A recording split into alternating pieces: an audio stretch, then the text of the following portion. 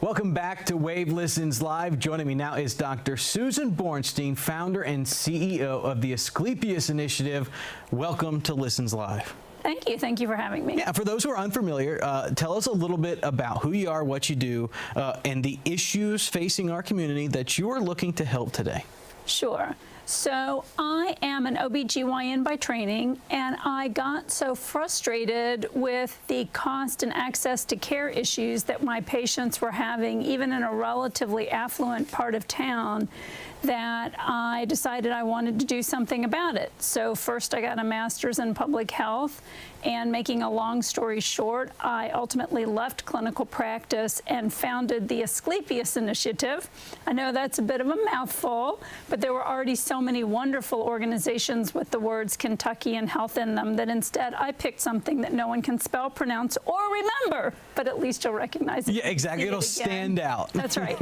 And our mission is to provide education and build support for the idea that everyone deserves access to high quality, affordable, accessible, equitable health care from birth until death. Yeah, and this is an important part of the initiative, because when it comes to health, you're talking about the very thing that keeps you alive and lets you go day to day. So I don't want to sound totally redundant when I ask this question, but why is healthcare so important, and why is that such a big part of your initiative moving forward? Well, if you think about it, everybody needs health care at some point in their lives. I mean, we pretty much don't get from the beginning to the end without needing health care at some point.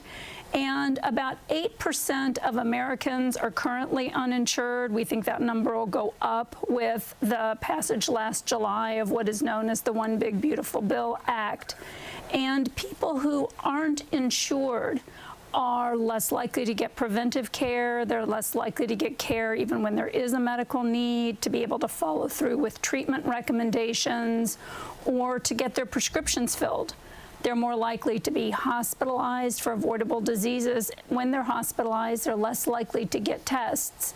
They're also more likely to get diagnosed with cancer at later stages, and they're more likely to be sick and die early. So having health care coverage is incredibly important, but it's not guaranteed in the United States. And we've continued to see some efforts made in that realm. And you talk about some of the underserved communities that struggle not only with access financially, you start looking at access geographically in places where you just can't find places to go in some of these areas. But the issues that are facing the industry now aren't limited to those underserved areas necessarily like they have been.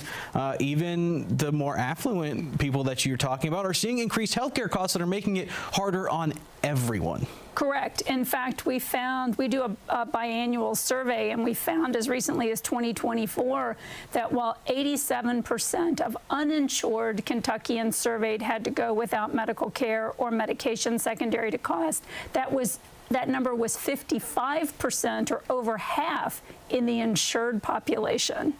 So people, even with coverage, well, let me say it a different way, having coverage does not equal access to affordable care.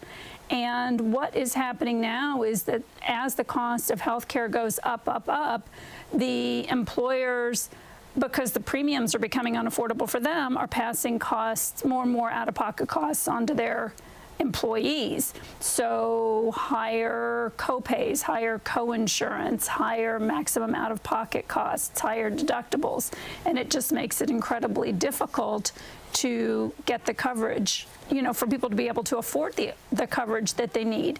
The other thing is that keeping coverage isn't guaranteed. It's really easy to lose your coverage if you lose your job, if you're too old, if you're too young, if you make too much money, if you make too little money, if you get divorced from the policyholder. If you fail to follow rules and regulations or miss deadlines, you lose your coverage, and that's problematic. And it's complex, and that's where the education component of the Asclepius Initiative comes from. Correct. So we're very grateful to have gotten a grant from the Kentucky Department for Public Health to be able to help improve healthcare coverage literacy, to help people better understand how coverage works, how to get coverage, how to find the options that best meet their medical, social, and financial needs. And we have a treasure trove of helpful materials on our website, allinsured.com.